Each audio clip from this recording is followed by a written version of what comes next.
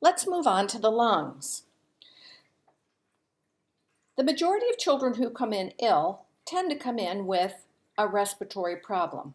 A child who has an arrest has a respiratory arrest, not a cardiac arrest. You're going to practice listening to adventitious breath sounds during our skills lab. We have the whole gamut of what you can hear in a kid's lungs. You need to get the rate. What kind of effort is the child using to breathe? The younger the child, the more effort it takes to breathe because of the number of alveoli that are present.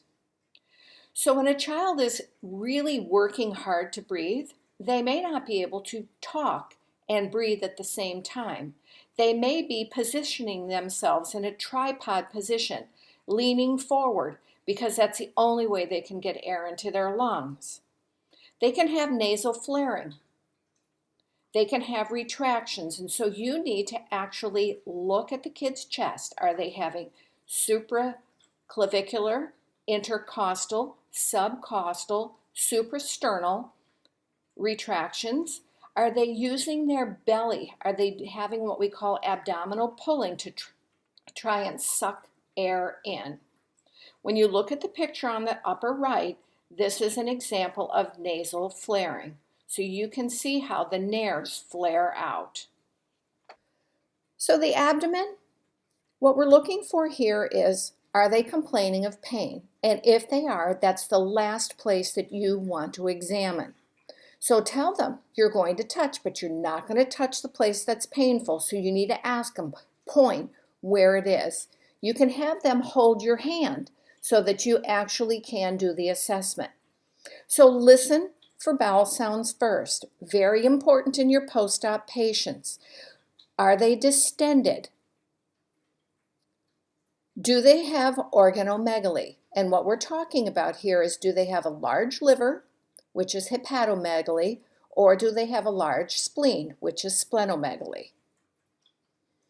For the bowel sounds, you need to listen in all 4 quadrants. If they have any wounds, you're going to do your standard wound assessment. Are there any drainage from the wounds? Do they have any drains? And you assess the drain sites as well as the drainage, just the same as you would do with an adult. Do they have a G-tube?